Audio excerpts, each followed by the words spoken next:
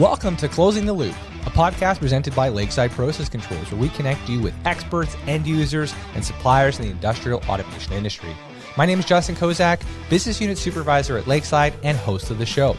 Each episode will be featuring special guests from either Lakeside Process Controls, Emerson Automation Solutions, or other industry leaders. And we hope that through these conversations, we can quite literally close the loop between your current knowledge and the latest advancements in industry. Our goal is to educate and provide you with ideas for improving both efficiency and safety throughout your facility. In today's episode, we have a special guest joining us once again from Emerson's Automation Solutions team. You may recognize him from episode 1. His name is Logan Mueller, and he's the North American Marketing Manager for Flow Technology. So we're welcoming Logan back to the show, and today we have a really special episode in store for you. You'll see we're going to cover a range of topics, including the new G-Series compact Coriolis flow meter, what that looks like, some of the features and benefits, and the new Micromotion 4700 transmitter with Bluetooth connectivity. We're going to talk about Emerson's recent, or not so recent now, maybe about a year ago, acquisition of FLEXIM, what this means for the industry, the growing importance of hydrogen in the energy sector. You know, we talk about cryogenic, high pressure storage of hydrogen, various applications, including hydrogen blending. Then, of course, we'll mix in a few fun stories here and there, about dad bods and stretchy pants and, some of Logan's encounters with fuel pirates. So hopefully you enjoy this engaging discussion. I think you'll learn a lot. And I want to remind you, if you haven't already, please subscribe so you never miss an episode. And with that, let's dive in. Logan, welcome back to the show. Great to be here, Justin. Last time I was on, I think I had a beard. And you can go check that out in episode 1.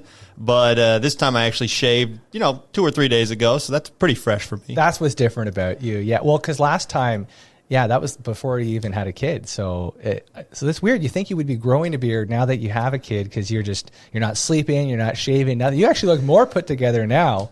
That's crazy. Yeah, well, ever since we had a kid, I've become more put together. And so, now I've been a dad 4.5 months. I'm more put together. That whole experience, I've evolved. Yeah. You've matured. I can really tell. The beard wasn't you, that was, it was like playoff hockey beard for you. No, that's fine. Well, congratulations. That's awesome. If you're wondering how that or what that has to do with Micromotion Coriolis, it's because Coriolis are used, Micromotion specifically, to actually fill IV bags. That's actually a real application we have locally here. And maybe it's a little bit of a sad story, but like even really small IV bags for babies or children, like the very small ones, we actually use our FMT transmitters because it's really small batches for filling. So there's relevance to Micromotion everywhere you go. Absolutely. Yeah. I have pictures of I'm teaching them from a young age to talk about flow meters. Yeah, absolutely. For those of you who weren't there at dinner last night with us, Logan was showing me photos of his son with his very first Coriolis at age 3 months, maybe 4 months. You're showing him the whole works, trying to get him indoctrinated in the ways of Micromotion. Oh, absolutely. Never too young to learn about Coriolis meters. And before we continue talking about meters, y'all should know that Justin's recently married as well. He just went on his honeymoon. He's absolutely having the time of his life. Thanks, Logan. And he went to Japan. So we were just chatting about Japan right before this. Again, Japan buys Coriolis meters as well. So we'll relate this all eventually. All the conversations will flow back to Coriolis, right? Absolutely. I know. It's funny when you travel abroad, right? It's like I'm always trying to look, like especially when you drive past a plant randomly, like, oh, like what do they got there? And usually the easiest thing for me to spot, being the former level specialist, is like radars. So especially when you're like driving by, or we're on a bullet train speeding past, which is a little more difficult in Japan, trying to see the radars on the top of the tanks. I think I saw some radars, but I also think for some tanks I just saw nothing, which doesn't surprise me as well, right? Some people just, fly by the seat of their pants when it comes to level, in my experience. But yeah, I was trying to convince my wife. I don't know if you're familiar with QP-Mayo. Have you heard of QP-Mayo? No. I'll try to spell it. K-E-W-P-I-E. I think QP-Mayo. So it's Japanese-based mayonnaise. And I think all it is just they make mayonnaise from eggs, but they don't use egg whites. They just use egg yolks. So it's like a bit more richer of a mayonnaise. Probably too much about this. But like if in all the best burger recipes, they have a burger sauce. And the base is always like mayonnaise and ketchup. And so if you use the QP-Mayo, you get like the best sauce for your burger. So we're there, and just outside of Tokyo is the QP-Mayo factory. And I'm like, they offer free tours. I mean, it's only an hour train ride. I tried to convince her to go, but a factory tour of a Mayo factory in Japan really wasn't high on her bucket list. Mount Fuji was a little higher, riding the bullet train, cherry blossoms, all of that stuff. So yeah. Go to the Mayo tour. When you say it like that, I can see how others find, but at the time it felt like the right thing to do. May as well check that out. So, but yeah, that was a great time. So it's been busy times for all of us. So for those of you listening who don't know Logan, maybe could you just a quick background on kind of like who you are, where you're from, your expertise on certain things? Yeah, absolutely. So been in the instrumentation industry now for coming up on 11 years. For those of you familiar with micromotion, that's where I've spent the entirety of my career. Actually, my senior year of college, I started working at micromotion in R&D on resonant frequency for Coriolis meters. And then I transitioned to sales, did some technical support as well. And then for the last 4 years almost, I've been responsible for all the flow products here in North America's market.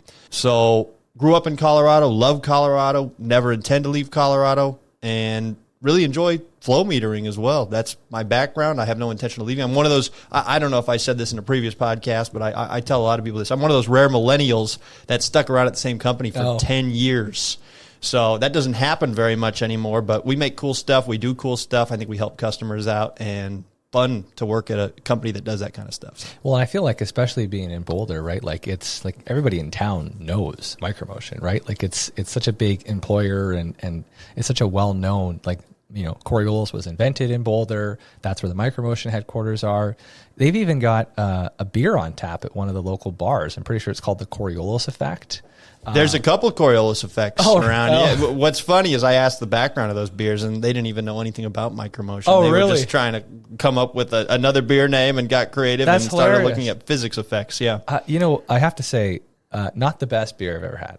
No, it's trash. Yeah. If it was a micromotion Coriolis effect beer, I'm sure it'd be phenomenal, but it was just the Coriolis effect. So, it didn't really do anything to draw me in for a second beer. But, so anyways, there's been a lot going on since we first spoke. I think we're coming up on, I want to say 2 years since the first podcast episode. Not 2 years since it was released, but since it was recorded. Just there's a lot to learn about hosting a podcast, Logan, as we're learning here. And for those of you who are watching, we're trying a different format now, facing each other. We'll see how that changes the conversation. The last episode we did in front of a hockey rink, so hopefully this is maybe more back to the normal conditions. But anyways, not just busy on our end, but busy on Emerson's end. So since we last spoke, Emerson kind of made a big purchase of FLEXIM. And that's been pretty crazy. And I want to have, a FLEXIM guest on, but maybe could you just talk a little bit about, what that means, what comes with that, and the process with that, just for those who aren't familiar with this?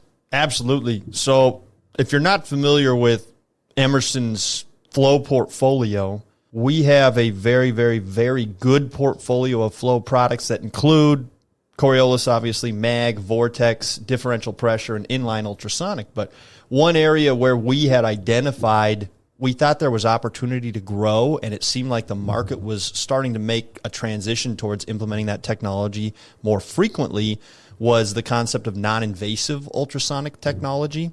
And so FLEXIM has been a company that's been around since the 90s. 4 very, very intelligent German physicists, from my understanding. I haven't had the chance to meet them yet, but they invented this company. They developed this technology. And over the years, they've taken that technology to heights, I would argue, that no other company has ever taken that technology. And so for the last 10 or so years, Emerson's been very involved and interested in purchasing FLEXIM. And for one reason or another, negotiations never really came through all the way. But this past August, actually, I think the 4 original founders were finally ready to sell. This is maybe the future of a lot of these flow applications, a lot of this flow technology here moving forward. And the reasons for that are multifold, but the primary one is you can install a non-intrusive ultrasonic meter without cutting pipe, without breaking line, without shutting down your process, or process as you Canadians say. And as a result, you're able to get a really quite accurate flow measurement without, spending a bunch of money without ultimately shutting off your process, losing the thousands of dollars of opportunity cost of that revenue, maybe tens of thousands, hundreds of thousands. And instead, it's a very, very slick solution and a very easy way to make that measurement. So this is a really nice way to have redundant metering.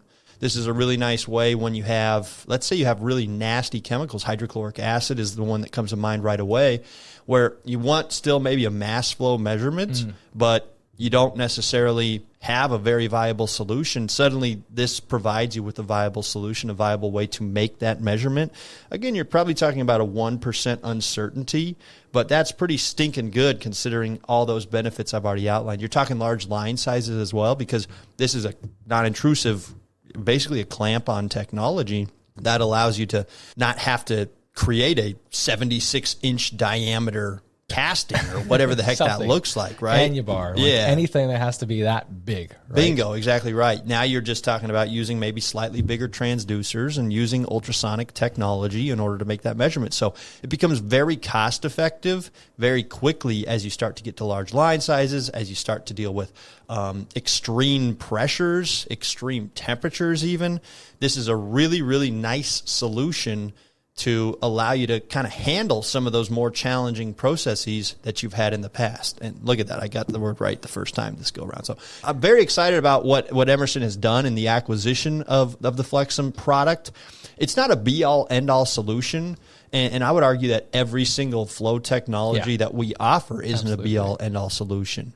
Right? So there's pluses and minuses, pros and cons for everything. But I do feel like after this acquisition, we can service, I would say 99.9% of applications at this point. And we used to, in the years that I was involved with sales and tech support, there would be some applications we'd run into where we'd say, frankly, we can't really make that measurement and we're not sure how to make that measurement. Or we might have an idea. It might be too expensive, whatever that looks like. You might, maybe there is no solution, or maybe you need to go find something elsewhere. I don't feel like we have to turn around and turn down pretty much any application at this point. I feel pretty confident that we'll be able to make measurements, again, not 100% of the time, but as close as you can probably get. Yeah. And I think where these applications, I think where they make sense, it really, like you said, it fits into their portfolio perfectly to expand it to a lot of these areas where, massive line sizes, really high temperatures or pressures, an inability to cut pipe, all these situations. And then situations where you might think there's overlap, actually there's better technologies. There's mag meters, there's Coriolis, there's DP flows. So I think it fits really well.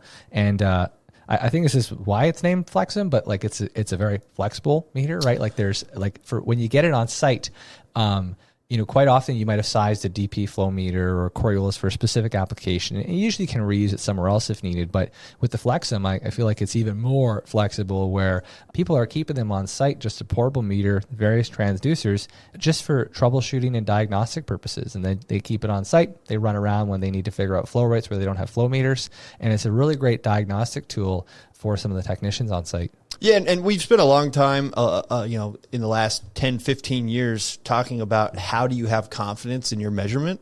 And we've obviously got some different solutions in the entire Emerson Flow portfolio for how to try and attempt to do that through various means. One of these we talked about in a prior podcast with smart meter verification, but this is another really, really nice technology, not only for the applications we talked about, but as a way to actually verify existing flow installations, flow metering technologies are working well. So a lot of the success FLEXIM has had over the years is where you actually want redundancy because you just need a high level of confidence. This is a critical measurement. You can't be screwing around having maybe 2-3% uncertainty because you have no way to verify the meter's performing well. Now you suddenly can get a cost-effective, easy install that can back up the measurement that you're getting from another device. So that's absolutely another big benefit of this technology. And, I wouldn't say it's a lesser technology by any extent. I think each technology, like I said, has its own advantages and disadvantages. And obviously, some of the disadvantages associated with this are your accuracy is only as good as the pipe itself, because this is an external device. So if you know the properties of your pipe extremely well, what's the thickness of that wall down to a millimeter, then this is an extremely accurate device. But if you have a little bit of uncertainty in the thickness of your wall and some of the characteristics of your wall, it will increase your uncertainty, but still, it's a very, very repeatable device and still pretty stinking accurate, provided you can provide some level of certainty within the pipe information itself. And yeah, easy to use and to move around. Like that's, and I think that's actually kind of part of the, the acquisition and the integration of FLEXIM. That I think that's, one of the challenges that we're working through is, at Emerson or at Lakeside, we're very used to sizing and selection, and we spend a lot of time, precisely going through our sizing tools, looking at all the parameters, making sure that this device or this meter is going to work. And here's a nice graph telling you how great it's going to work. And because you don't have to cut pipe, you can just go try it out. And so it's kind of a fun and different concept that's really kind of changing how we look at things, because you're not gonna go try a CMF Elite Series 400 with, I don't know, whatever, go try it, let alone buy it, get it from the factory, let alone pick the thing up. It's so heavy. But for a similar size application, or even maybe a crazier application, we have at Lakeside, we have portable meters on hand that our technicians have, and so we can send them out there and we could go do a trial much easier than we ever had been able to in the past, because you clamp it on, you try it out, see how it goes, and it gives our customers so much more confidence, to use your word again, that hey, yeah, like not only did they size it and they said it was going to work, they came out here, they tried it and they said it was going to work. Yeah, we'll buy one now, right? Like it's a pretty easy, convincing argument when you've proven it without a customer having to really invest $1. Yeah, and that's a really good point. And I was thinking about that as you were talking, and it sparked my mind with the idea of ice cream. I love ice cream, can't get enough of ice cream. But the reason I say that is, if you equate FLEXIM to chocolate ice cream, you can actually try chocolate ice cream when you go in there, right? Because we actually have FLEXIM on hand. Now, if you have an Elite CMF 400 meter, we don't have that on hand. There's no bucket with the CMF 400 ice cream to taste, right? There's only the FLEXIM ice cream. But the nice thing is you can trial it, and voila, if it works, man, give me a whole waffle cone. I want 3 scoops of that chocolate. I'm really rolling with this ice cream metaphor. Oh, I can expand on it, Logan. So whatever, vanilla chocolate ice cream is your FLEXIM. You can just try a scoop when you go to Baskin Robbins or Dairy Queen. You have those, I think, in the States, right? Yeah. So that, but the micromotion is really banana split. You can't just try. You have to buy a banana split. You can't just give me a scoop of a banana. You're exactly right. Yeah. You can't just, I see that you've got one over there. Let me just try. Can I have a bite? Yeah, that never works. But you can get the little miniature wooden spoons, and you hope that the person that's serving you's got some strong forearms. They give you a big scoop. That's your sample. Tell you what. So funny. Yeah, FLEXIM is the ice cream of flow meters. In that you can use it it's a science experiment. You can go test this lickety split, see where it works, see where it doesn't work, and then boom, you like it, buy it. You don't like it, all right, you throw the wooden spoon in the trash and you move on to the next one. I've heard of stories too of salespeople using it on, like, checking their natural gas pipeline, like connected up to their house, their meter there, checking the pool pumps, right, checking the water lines in their house.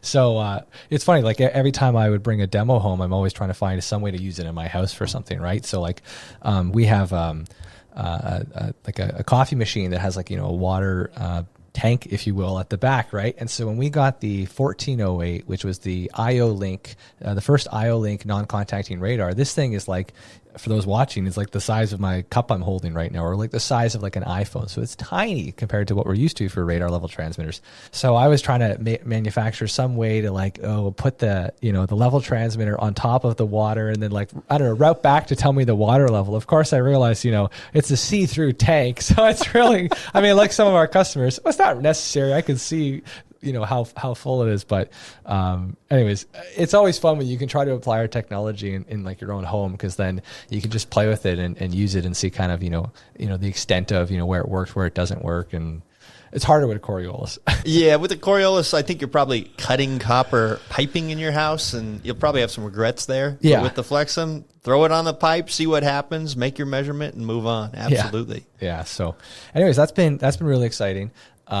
We've probably had it. Well, we're not at a year yet, but we're running on a year. Maybe 8 months, give or take, now of having it. So it's been really exciting. I think a lot of customers have been interested. It's been like, it's created a huge stir of influx of requests and interests and lunch and learns, and so that's been really exciting. We have a bunch of great technology that's come out with Emerson, and then acquiring another great technology. we had a rough couple of years during the supply chain crisis, but hopefully that's all behind us. And now it's really fun because there's a lot of cool things to talk about. So it's not just going in and trying to manage through orders and supply chain. It's like, hey, we're kind of back to normal. And oh, by the way, we have all this cool stuff that's come out basically as a result of the supply chain crisis. So it's been a pretty interesting time. Well, and it's been very encouraging because Emerson's obviously a gigantic company, Fortune 500 company. They do acquisitions, divestments left and right all the time. And, a lot of times folks wonder what's the future of the measurement solutions side of the business.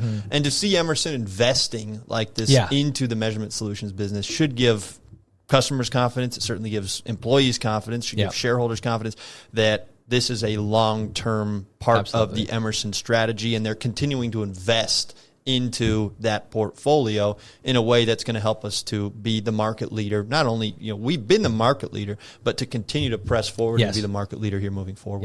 Yeah, because that was something that I think was talked about on a lot of some of our, webinars and meetings and things that we've had is really ultrasonic. The non-intrusive ultrasonic is one of the fastest growing flow meter technology markets, right? So it's one of these things too, if you don't have a solution, right, you can quickly fall behind just because of, it's like anything is, not necessarily that technology changes, but it just gets better, right? So I often talk about radar and do lunch learns on radar.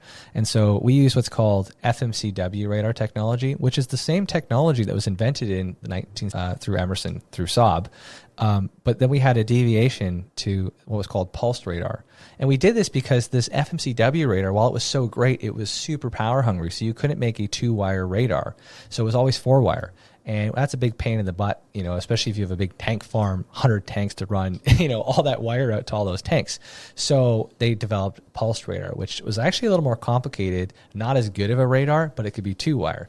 And then it wasn't until 6 years ago now, maybe 7 years ago or thereabouts, where they were able to come out with the first 2-wire FMCW radar. And so it's kind of funny. It's like, well, why is all this changing? It's just because sometimes technology gets better, it gets more cost efficient, and so actually it's funny. The technology really isn't too much different than 1975, but all of the capabilities inside our chips and our algorithms have gotten that much better that now it's viable, right? So same thing. There's continuous evolution and changes within the industry, and like you said, they've been around since the 1990s. So it's not new technology, but the needs are changing.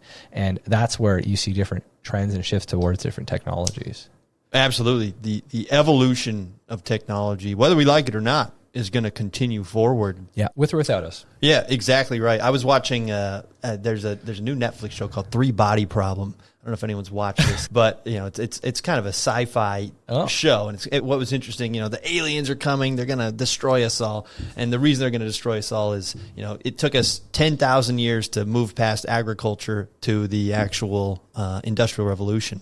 Then it only took a little bit of time to go from the Industrial Revolution to the internet, and then it took even a little bit less time to go from the internet to where we kind of stand today, which is AI. Yeah. And, so it seems like it's accelerating in pace, the evolution of technology. And you're seeing the same thing on the flow metering front as well. But it is exciting, though, because you do see some of these technologies, you hear about them, but it's cool to see them implemented. So I don't know about, but I know for sure on the Fisher, flow control valve side, they're using 3D printing as part of their process. I'm sure we probably are through some parts, but I think that's pretty cool. The ability to make custom parts fast, and I think it's metal for 3D printing for them too. I don't think it's just plastic. So that's really cool. And then everybody talks about AI. It's like the biggest buzzword, but I feel like nobody knows what AI is. And when they think they're using AI, it's not really AI. It's just like a really smart computer program. We're actually using AI for some of the stuff that we're doing on the control system side of things. So, sure. And I'm going to wait to interview a 𝗪𝗓𝗕 expert to talk more about that. But, as I understand, there's various software, maybe it's not even AI, where, if you're migrating from one control system into like a 𝗪𝗓𝗕, for instance, it'll help convert all of your loops and all of the tuning and algorithms behind that into ours, which, was probably someone's full-time job for until you migrated systems. And so it's cool to see how these technologies just make things so much easier and really just changes the way we operate, right? Yeah, and I think probably most companies are absolutely looking into that right now and figuring out how AI can help them be viable into the future. I know we've had many debates about it. We're currently looking into a couple solutions around that and figuring out, can we analyze these data-rich devices in a fashion that artificial intelligence basically does it for us, does it for our customers, and we have even, maybe a little bit more of a hands-off approach because the magical robots of AI are suddenly doing everything, right? Well, it's interesting. We went from at one point where we didn't have enough data, where now we almost have too much data. And how are you supposed to make decisions because it's paralysis by analysis? It's like I have so much data. I mean, just even look at, your home and all the data you get from, your water distributor, your natural gas, all the different suppliers that supply, heat and electricity and natural gas to your house. Like they give you so much stuff now that it's like, okay, do you have to charge me so much for this? Like, maybe don't tell me all this data and maybe you can lower my bill, right? Absolutely. But speaking of changes, so FLEXIM was a big part, but that's not to say that Micromotion hasn't been busy as well. So since we last talked, there's been the release of quite a few products and kind of updates, specifically the G series sensor and the 4700 transmitter, probably 7 other things that I haven't mentioned, but maybe could you talk a little bit about the recent innovations within Micromotion? Yeah, absolutely. I'll spend a little bit of time talking about the G series here real quick. And for those of you familiar with Coriolis technology that are listening to this, Micromotion and Emerson invented Coriolis technology back in and since then there's been several different evolutions of the sensor design, the sensor geometries, everything associated with kind of improving that incremental performance up to today. One thing where we've historically never necessarily had a great solution is a compact. And the reason for that is there are trade-offs with flow meters. The more compact you make it, maybe the worse your performance is going to be in terms of how it's going to operate under non-ideal conditions. So it's not a junky meter, it's just intended for something a little bit different than what we've historically striven to go after. So we actually did release the G series product, which is 6 different line sizes, quarter inch, all the way up to 3-inch meters. And we did go after more compact space. And the reason for this is a lot of our customers wanted more compact meters that still gave you the benefits of mass flow. So an example of this would be a lot of OEM builders. They don't necessarily have a lot of space on their skids. Space is very, very constrained. And so you want Coriolis technology, again, because of the inherent advantages you get of mass over volumetric flow. But heck, sometimes you had no choice because there wasn't a small enough footprint for a meter. So suddenly you have that capability. And then, food and beverage customers, life science customers, they may not need the accuracy that you potentially expect, or the performance, shall we say, that you might expect from a traditional Micromotion Coriolis meter. They might benefit, though, from having mass, again, maybe with slightly worse performance. By performance, I mean you're not going to have as good a turn down. You're going to have maybe a little bit more effect from external pressure and temperature. You're not going to perform as well under non-ideal conditions. So if you get coating, two-phase flow, chunks of stuff flowing through the meter, all those are going to create challenges for the meter. But they're probably also going to cause challenges for other technologies too, right? Like Absolutely. If we're being fair. Yeah, we have to be fair and say that, what I'm talking about is Micromotion strategy relative to itself. Yes, exactly. And so the G series, we released this for 2 reasons. It's very compact and it gives you a more accessible price point. Yep. And so if you've got volumetric technologies that you've been historically, traditionally using for a long time, just because you had to for one reason or another, I think most folks have come to the conclusion that more often than not, they'd like to use Coriolis meters over something like a turbine meter, over something like a rotometer. Not that there's anything wrong with those technologies. They just have more disadvantages, I would argue, than a Coriolis meter does. And so we've suddenly maybe opened the door for them to transition a lot of those use cases where, because of price, because of footprint, they were using other technologies. Now suddenly they have the opportunity to use Coriolis technology. Again, more accessible price point, better footprint, with the trade-off that you can expect worse performance under non-ideal conditions. But if you're using these in, I've got I think Smart Water is going to pay us some money because I got a water bottle here on the table. They're going to sponsor us, of course. But, you're flowing water and you're trying to do a mass balance in some sort of reactor because one of your ingredients is water. You might have traditionally used a variety of different technologies. Heck, you can measure water with most things, but be it a mag, be it a DP, be it a moving parts meter like a turbine or a PD, whatever that looks like. You could suddenly do your mass balance with mass with a Coriolis meter, right? Novel. That'd be a great way to implement this. You could use the G series on food and beverage. Some of those non-critical sauces. Actually, we were chatting right before this podcast or during this podcast about mayo. You brought up like a goober. No, and mayo might be another good application. For something like the G series product. So it has its advantages. It has some use cases, and certainly something to maybe try out or consider as you start to think about how you can maybe implement mass flow and mass balances more effectively within your entire system and in your entire facility. It's funny when you talk to any one of our customers, whether it be consultants, end users, OEMs, let's talk about different technologies. But then what takes a lot to understand too is, and it doesn't matter the manufacturer, there's various options within those technologies. So when we're talking Coriolis, we've got. Actually, I couldn't even tell you how many sensor options we have. 7 different options, like depending on, if you're a high pressure natural gas line, if you're a hygienic line, like there's all these different options and there's trade-offs with all of them for, different specific things. So I think you've kind of hit the nail on the head with, what this is designed for. From a technology standpoint, I do want to understand if this is related. So it's a really small meter.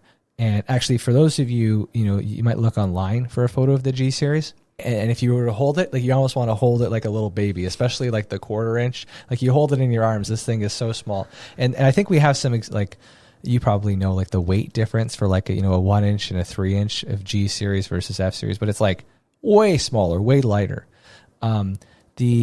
With that, there becomes a trade-off a little bit in terms of the accuracy. Now, is this related to frequency? Is this related to, when we go from a big elite series, which has, a U-tube shape to it versus G series is shorter? Is it more of like, not a straight tube, but like it's getting there? Does that have to do with it? Yeah, great question. So in terms of accuracy, I'll be very clear here and say accuracy, not necessarily, but I would say overall system performance, yes. Frequency of the system is absolutely intimately related to performance of a Coriolis meter. So lower frequency meters equate to better performance, whereas higher frequency meters are going to equate to tougher performance in real world conditions. And sorry, for those who don't know high versus low, at least how I like to think of it is maybe we talked about this on the first one. If when you were a kid, did you ever have a ruler at the edge of a desk? And like you would like smack it, and it would like make that sound. You would I don't know. Boing. Yeah, that little exactly. Yeah. And the closer it is to the desk, the higher the boing, and the farther away it is, the lower it is. Yep. That I don't know. That's how I always think about Coriolis: high frequency versus low frequency, and also the lengths, right, related to it. Absolutely. Yeah, you nailed it on the head there. It's to not get too technical here on a podcast where we're just having some fun here, but. If a meter operates at 800 hertz, that means the tubes vibrate 800 times a second. And if a meter operates at 70 hertz, it's 70 times a second. So those are very big differentials. And traditionally, we've been closer to 70, 80, maybe 100, 200 hertz. Now with the G series, we are talking 600, 700, 800 hertz. Really? Wow. And so, yes, you're going to have the same accuracy in a lab under ideal conditions potentially, but in real world, without getting really deep in the math, frequency is pretty much directly correlated to performance. So when you start talking about, oh crap, we had a leaky valve downstream or upstream and it injected just a little bit of air, then suddenly G series is going to go haywire, and some of those lower frequency meters that we've historically offered, they're still going to continue to perform under pretty non-ideal conditions up to a point. At a certain point, nothing works. Yeah. But up to a point, you're going to definitely derive better performance, better turn down, better two-phase flow performance, a lot of that stuff based on the frequency of that system. Yeah, like we often get asked, a common application for a Coriolis is loading or unloading, whether it's rail cars, trucks, whatever else. And, especially for a rail car, it's a pressurized system, be able to remove the liquid from there. And, at the start of that, there is going to be all air. Then you're going to slowly get some sort of combination of, liquid and air. And then you're going to get, mostly liquid. And then you're going to get all liquid. And then it's going to be the opposite. You're going to slowly get then all air when you're done. So, in that application, there's always going to be entrained air. It's going to be full air, some entrained, and basically almost none. And so the way I always like to talk about it is, how much of that, batch, that unloading or that loading, let's say unloading, do you want to actually be able to measure? 90% of it, 95% of it, 98% of it. The closer you can get to actually being able to monitor 100% and totalize what you actually pulled out of that rail car, the safer you're going to be. Because now when, someone has to, open the hatch of that rail car or, move up to the next one, you can be confident that there's, nothing or hardly anything left in there, right? So it mitigates risks. It also improves profitability. And so that's a great thing about using the lower frequency meter is, and for those of you who want to get more interested in this, I've read a few of these white papers before bed sometimes. They talk about the relationship between frequency of Coriolis and the inverse Stokes number, and really what that has to do is it has to deal with the fact about the accuracy related to having two phases within that Coriolis and that shaking effect there. Correct me if I'm wrong on any of that. No, you're absolutely right. And there are some best practices as you're doing loading, unloading. Typically, what we like to see is some sort of line where you can blow it down after you've loaded or unloaded so that you can once again maybe resume an air state within that pipeline. We don't like to have two-phase flow for a terribly long period of time. So if you can blow it down, ideally, then when you start your next batch, you basically go straight from all air to all liquid in that meter. And you're going to hit, hopefully right around a 0.1% uncertainty of that entire batch because the meter's either full or it's not full. There's only that lickety split second of time where you have both air and liquid as it fills up. But if you can't blow it down, then suddenly you might have a bunch of 50-50, wishy-washy. There's still some milk or whatever it is left in the line as we're doing this truck loading and unloading. And that's where you can create real problems for yourself. And it sparks another kind of story in my mind. We've dealt with, believe it or not, fuel pirates over the years. Oh, yeah. So maybe you've heard about this, but these big ships, Caribbean, Carnival, Norwegian, all these big ships, these big tankers, they have millions and millions and millions of dollars of fuel that they'll typically fill their tanks with before they take off. And what was happening was these fuel pirates were literally injecting air into the crude, right, into the heavy crude oil or whatever the heck they're putting into the bottom of these ships. And you couldn't tell, and then they were charging them from a volumetric perspective. Oh. So you would maybe see, some of these guys would inject 20, 30% air, and so you suddenly just ramped up your volume by 20, 30%. You charged them 20, 30% more than they actually got, and then you just skim the rest off the top, making millions of bucks. So with these low frequency meters, first of all, Coriolis meters are great at helping identify when there's two-phase flow. And then we implemented some software as well that said, hey, you guys are probably getting ripped off here. It's time to shut down this operation. And when we implemented this software, because of the resonant frequency of the system, ultimately it's kind of all tied back to that. But when we implemented the software, there were some very unhappy and very dangerous fuel pirates. And personally, I wasn't on the ship, but I know the guy who was on the ship when we kind of rolled this out, and he said he was afraid for his life when he was talking with said pirates. Well, I mean, any pirate, whether a fuel or not, is probably not easiest to converse with. Absolutely, yeah. Touche. The language barrier, the R80, yeah. Wow, well, that's pretty interesting. Yeah, so like all technologies, when you really get into the weeds of it, there's a lot of nuances and a lot of people in anything in life want a one-size-fits-all solution, but most times it's more nuanced conversations to figure out exactly what you need for the exact application. So yeah, one size doesn't fit all. So the other thing that's come out pretty recent, if I got it right, is also, and this isn't just for micromotion, but the integration of Bluetooth with our transmitters. So I mean, personally, I've had a great time just demoing it, going to different shows and seminars because it's so bloody easy to connect to things. Maybe could you talk a little bit about what that means for micromotion and maybe some of the feedback you've had? Yeah, absolutely. And it ties in with your prior question around G-Series and 4700. We did release a brand spanking new transmitter about golly, 4 or 5 months ago at this point, maybe 6 months ago. And it's called the 4700. And the reason I bring that up is it's our transmitter that has Bluetooth for the time being. Yep. And the reason we implemented Bluetooth is we know that there are customers out there who value the ease of just connecting with your phone. Let's face it, we're moving more and more to a digital world. Yep. Someday Elon Musk's going to stick chips on all our heads and we won't even need our phones. He did it already with that one person. Oh, yeah. I don't know if you saw it. The guy was controlling the computer with his just thinking. I know, which is wild. Yeah, we'll be there soon. I won't be in that line. But anyways, right now you can just simply be out in your facility. Let's open my phone up. Hopefully it's not a Class 1 Div 1 area. Connect to the device, actually configure the device, kind of figure out what's going on, look at some of the active mass, density, drive gain, everything that you'd look at for a Coriolis meter right there on the spot. And one of the nice things about what Emerson has released has been the fact that, traditionally we've been kind of a siloed company in the sense that Emerson makes all these different acquisitions. Everybody goes about doing things their own way. So Micromotion was acquired separately from Rosemont, so we do different things. But with Bluetooth specifically, we actually all collaborated and we put Bluetooth on an AMS app, so you can go download this app on your Android devices. It will be available on iPhones soon, but right now it's Android devices.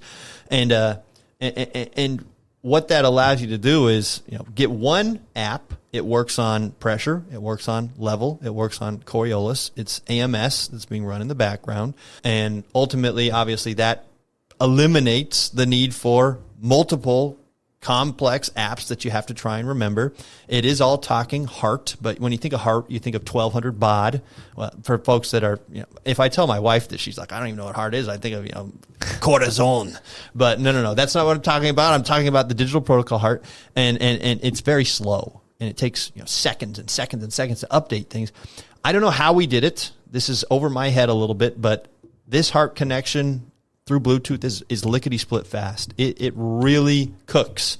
And so you don't have to deal with some of those performance issues, but you get the benefits of every Emerson device having heart because Emerson invented heart. And as a result, one app fits all, which has been really nice. Again, it's interesting. We developed this. It's valuable for a couple customers. A lot of customers have security concerns, so we'll see how widely adopted it gets. Yeah. But we've had great pop from the customers that have used it because it's slick. It's super easy, and people want to use their phone more. And we all want to stare at screens for 23 and a half hours a day and then forget to go outside. I mean, that's just what we do. It is pretty crazy how fast it is. And not just fast in terms of the data transfer, but also just it's so fast that if you have 4 devices sitting on a table here and you want to connect one to the other, just the ability to switch between them is also really great. So just showing different technologies. So I'm interested to see how many customers pick it up because I could see on a workbench doing some configurations. It's great. It's fantastic. It's easy. You don't need any other tools to connect to it. You got a free AMS device configurator software on your laptop, and you've got Bluetooth on your device, so anybody and everybody can basically just connect, which I could see as being the security concern, but there's a lot of really great things that we've done to kind of mitigate that. And any of those security experts out there, our security experts will talk to your security experts. You guys will have high-level conversations, not Logan and I. We just trust the experts on that. But it's pretty cool, and it's nice, like you said, that it's across the technologies. It's pressure, temperature, level, flow, right? It doesn't really matter. Every technology is getting it, which is really great to see. Yeah, absolutely. So the other thing that we're seeing is shifts in industry. Just thinking back to since we last spoke, and one of the big shifts in interests and demands that we've been seeing is really around hydrogen. And specifically Coriolis, I think, is a really great technology. I mean, quite frankly, we've been using Coriolis technology with hydrogen probably since it was invented, not hydrogen, but, Coriolis. And so maybe you could talk a little bit about some hydrogen applications related to Coriolis and maybe things to watch out for or some of Micromotion's recommendations. Yeah, there's a lot of different things going on with hydrogen out there right now. Just top of mind, we've obviously got cryogenic hydrogen applications, and we're seeing a lot of these in some of those rocket companies, believe it or not. Oh, cool. You're starting to see a decent amount of cryo hydrogen in that space. We're also seeing super compressed hydrogen, And the reason for that is as we start to hear more and more and more about the energy transition, 2050, everything green, who knows if we'll hit that or not, but we're at least moving that direction. Yep. And as we move that direction, more and more cars, it looks like, will either be hydrogen powered or electric powered, but there's real inherent advantages to having hydrogen over electric, kind of in the same way that there's real inherent advantages to having gas over electric. So it's extremely high pressurized. And then there's a, kind of the third one, which is hydrogen blending. So we can cover all three of these relatively quickly. And to your point, yes, all three of these applications have been. We've done this with Coriolis meters probably as long as you and I have been alive. Yeah. I can't speak prior to that. I don't know what we were doing in the 80s, but we've been doing hydrogen applications for a long stinking time.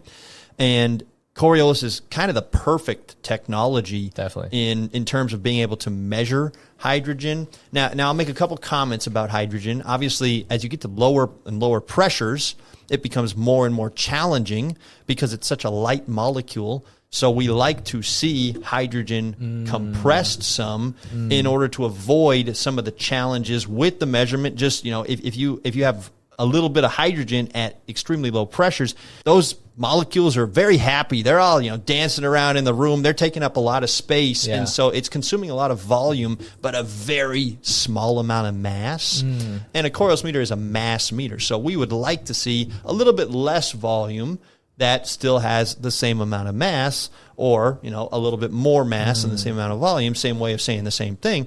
But either way, Coriolis has and continues to be a really nice solution in these applications. So first and foremost, the cryogenic applications.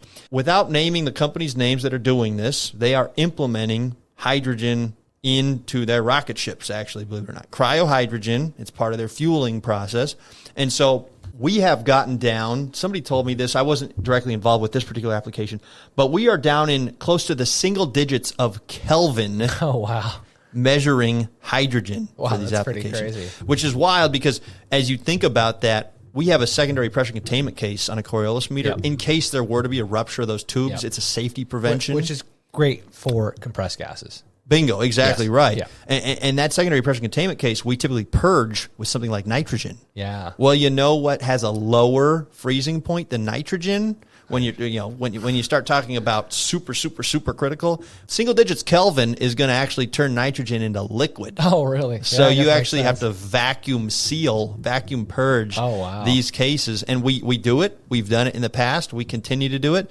Sometimes you have to make minor changes to some of the ways that we interface with the electronics. Wow. We figured all that stuff out over the years. And so we're currently providing and have been providing these solutions for a good chunk of time now. We're not talking flash in the pan serial number one. We're talking we have hundreds, if not thousands, of meters out in these applications that have been performing for years and years and years for that supercritical space. So we know what we're doing, and hydrogen is inherently very, very tricky. It's a super light molecule. Yep. So you can have issues where hydrogen could potentially escape through literally metal because the molecules are so tiny they can fit through what looks to be solid metal. We've kind of resolved all the challenges related to that, and so I feel very confident that Coriolis technology is a really slick solution for, again, there you go, the supercritical side of things. Now, the high pressure side of things, we can talk about that in a little more detail. High pressure, what I mentioned this earlier, we're seeing this as more and more cars, more and more trucks start to come online, and these are typically used, for fueling stations. So a couple of years back, we came out with several really nice solutions related to this, and we're seeing quite a bit of adoption, in the world areas that are embracing hydrogen more quickly, and we've even started seeing some of this in the United States as that starts to get a little bit of a foothold. And typically you've got two different things that are occurring. You're either filling up small vehicles, medium vehicles, or large vehicles. So small vehicles, you're talking, the equivalent of a Prius. Toyota, you can pay us later. Medium vehicles, maybe you're looking at, like a small U-Haul truck. Okay. And then large vehicles, you're talking about 18-wheelers. These are the big old bad boys. Yeah. Typically what you'll see is because hydrogen consumes such large amount of volume, you have to compress this like crazy in order to generate enough energy in a small space. Yep. right? So natural gas, you may not have to compress as much because I think natural gas has a little bit higher BTU value than hydrogen. Don't quote me on that. But hydrogen, it's obviously a renewable because it's part of water. And so as you compress that, eventually you're going to get quite a bit of energy in a small area. And so long story short, most of these vehicles are either, they have tanks that are rated for either 350 bar or 700 bar. That's close to, if you're thinking PSI, 700 bar, we're talking, 13, 14, 15,000 PSI. And we actually have technology to help make this measurement, to help get the fuel into the tanks. And we are actively working with a lot of these companies that are doing hydrogen fueling across the entire globe with these products that we have for that particular space. The final thing that we'll talk about here is hydrogen blending. And it's interesting because I think a lot of these rules are still kind of being created, being developed as we speak. There hasn't been that much oversight. Government agencies are now involved. We're trying to do testing. There's a lot of stuff going on behind the scenes to figure out how much hydrogen you can blend into natural gas. And then obviously you're going to ultimately use that natural gas in a lot of homes for appliances. So how much hydrogen can your natural gas oven handle, or your natural gas grill, or your furnace? Can it handle 1%? Can it handle 40%? Yeah. What's the limit? There's still a lot of questions around what the limit is. And furthermore, there's a lot of infrastructure in place on these pipelines. And as you implement hydrogen, suddenly maybe your gas chromatographs, you might have to get different technology. Maybe you didn't have necessarily the right capabilities for this level of hydrogen, if you had capabilities whatsoever. So suddenly, pipelines might have to change their infrastructure as well. But the reason I share all this is it looks like maybe a lot of folks are landing on 20% is kind of the limit, or the amount of blending that you'll allow. Potentially 30%. I've heard that number bandied about as well, but I think 20% right now is probably what you'll see more than anything else. And it seems like appliances still work at that level, but Coriolis meters have long been a way to measure natural gas, for smaller line sizes. As you start to get to really large line sizes, you start talking about ultrasonic meters. But for smaller line sizes, that's long been one of the technologies, probably one of the primary technologies used. And when you blend in 20% hydrogen, guess what? We still make that measurement. There's no issues whatsoever. Again, we're looking for, we don't want 1 PSI of pressure. We're looking for a little bit more. So you want to probably put this upstream of a pressure regulator or whatever that's reducing pressure down to ridiculously low levels. But even so, that's a really nice way to make that measurement. Now, there's a lot of stuff going on in the hydrogen space in terms of a lot of fun jazz in terms of some of the hydrogen purity stuff that refineries are doing. Without getting into all those details, we've made those measurements for years as well. We continue to make those measurements. And again, Coriolis is just a really, really nice, true, tried, and trusted, there you go, 3 T's, solution for a lot of these hydrogen applications. It's funny because, I think that's probably the first application I ever sized as an inside sales for Coriolis. So I did inside sales for Northern Ontario, Northwestern Ontario, which is a lot of mining, pulp and paper applications. And so Coriolis isn't as common as, say, mag meters, right? Right. And so I remember saying, hey, I want to start sizing some Coriolis. So they gave me an application that was down here in Southern Ontario, which there's a lot more chemical and, gas manufacturing and such. So anyways, there was this plant and they had hydrogen gas. So hydrogen gas was one of the first Coriolis I ever sized. I didn't think twice about it, right? Nobody cared. It was hydrogen. This is just part of, of course, they're just making this gas for whatever their purposes are, and they're selling it off somewhere else. And it wasn't, well, I mean, as far as I know, it's working fine, but there wasn't anything too special. But as you do get into some of these extreme pressures or low temperatures, are there any differences in the metallurgy that we should consider? Or stainless steel is fine, or maybe I have to consult with a metallurgist on some of these things, because I know DP level we get involved sometimes with gold plated. Right, gold plated, because it's such a small molecule, it can permeate through metal, like you said. So, we put gold plating on our DP level. Plus, it looks cooler, right? So there is that value. We can charge more. Yeah, that too. Do you know? Because I feel like I heard a lot about stainless being okay, but we have some rules off the top of my head. I couldn't recite those to you. Traditionally, stainless has been acceptable for, we'll call it 95% of applications. There's a couple exceptions. We have some white papers written on this, and please reach out. For folks that are listening, I'll 2 million of our viewers. Please reach out and, to your local Lakeside person, Emerson person, whoever it is, and we can absolutely make sure that we get you the right solution. But traditionally, stainless has worked in the vast majority of these. We do have other metallurgies, of course, if needed. I would say we're probably looking at more exotic metallurgies for something like carbon dioxide than for hydrogen. And when you get a little bit of water present in carbon dioxide, guess what? It just eats right through stainless. So you start to look at some of more exotic metallurgies for that, more so than I've seen with hydrogen. That's not to say it's the be-all, end-all. This is the magical cure for everything. Yep. But I would say most of the time stainless is going to work. Yeah, that makes sense. Yeah. Yeah, and I was in a talk at a natural gas event. So the presenter might have been a little biased towards gas, but I think he did a pretty good job. He's a consultant, so he really doesn't have a shoe in any race. But he did a really good job where he said, look, I don't know if it's going to be hydrogen as the fuel of the future, or ammonia, or CO2, or whatever it is that we can use. The answer is absolutely, maybe it's natural gas still. The answer is absolutely molecular energy, right? There's no way to get past long-term storage of energy. We can't store batteries, for long periods of time, especially compared to just molecular energy, right? And so, regardless, micro motion, right? Like, was invented for molecular mass, understanding what you're pumping through your pipes, whether that's a liquid or a gas phase, but it's all about molecules. It's all about transferring on a mass basis. So, whatever that fuel of the future is, you can be pretty confident that your Coriolis flow meter is going to be an excellent solution for that. And, depending on the application, it might be ultrasonic, or it might be DP flow, or whichever else, or vortex. But, at least I feel pretty confident that we have everything in our arsenal that, no matter what the future looks like, we're going to be there still sizing and selecting our instruments to help solve customer needs. Yeah, absolutely. And I think that's a really good point, Justin. The idea, there's a lot of people